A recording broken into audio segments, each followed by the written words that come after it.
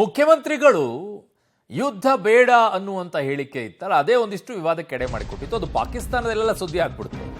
ಈಗ ಆ ಹೇಳಿಕೆಗೆ ಮತ್ತೊಬ್ಬರು ಸಮರ್ಥನೆಯನ್ನ ಮಾಡ್ಕೊಂಡಿದ್ದಾರೆ. ಪಾಪ ಇವರು ಕೂಡ ಸ್ವಲ್ಪ ಪಾಕಿಸ್ತಾನದಲ್ಲಿ ಫೇಮಸ್ ಆಗಬೇಕು ಅಂತ ಬಯಸಿದ್ರು ಏನೋ. ಸಿಎಂ ಹೇಳಿಕೆಯನ್ನ ಈಗ ರಾಯರೆಡ್ಡಿ ಅವರು ಸಮರ್ಥಿಸಿಕೊಂಡಿದ್ದಾರೆ. ಸಿಎಂ ಸಿದ್ದರಾಮಯ್ಯನವರು ಏನು ತಪ್ಪು ಮಾತಾಡಿಲ್ರಿ ಅಂತ ರಾಯರೆಡ್ಡಿ ಅವ್ರ ಮಾತು.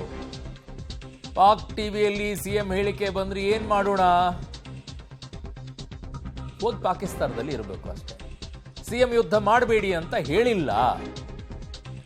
ಸಿಎಂ ವಿರುದ್ಧ ಅಪಪ್ರಚಾರ ಮಾಡೋದು ಬೇಡ ಅನ್ನುವಂತ ಮಾತನ್ನ ಈಗ ರಾಯರೆಡ್ಡಿ ಅವರು ಹೇಳಿದರು. ಕೇಳಿಸ್ಕೊಳ್ಬೇಕು ಒಂದ್ಸಲ ಅವರು. ರಾಯರೆಡ್ಡಿ ಅವರು ಯುದ್ಧ ಬೇಡ ಎಂಬ ಸಿಎಂ ಹೇಳಿಕೆ ವಿಚಾರದಲ್ಲಿ ಈಗ ಸಮರ್ಥನೆಯನ್ನ ಮಾಡ್ಕೊಂಡಿದ್ದಾರೆ ರಾಯರೆಡ್ಡಿ ಅವರು.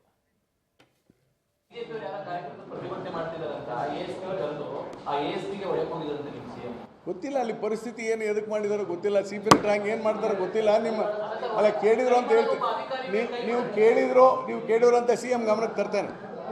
Thank you. ಅಲ್ಲ ನೀವು ಕೇಳಿದ್ರು ಅಂತ ಹೇಳ್ತೀನಿ CM ಅವ್ರಿಗೆ ಅಂತ ಹೇಳಿ.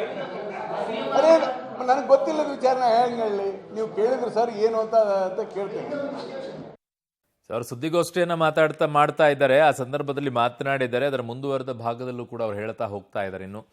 ಸೊ ಈಗ ಯುದ್ಧ ಬೇಡ ಎಂಬ ಸಿಎಂ ಹೇಳಿಕೆಯ ವಿಚಾರದಲ್ಲಿ ರಾಯರೆಡ್ಡಿ ಅವರು ಮಾತನಾಡ್ತಾ ಹೇಳಿದ್ದಾರೆ. ಅವರು ಆ ಥರ ಹೇಳಿಲ್ಲ, ಅದನ್ನು ಬೇರೆ ರೀತಿಯಲ್ಲಿ ಹೇಳಿದ್ದೀರಾ ಅಂತ ಹೇಳಿ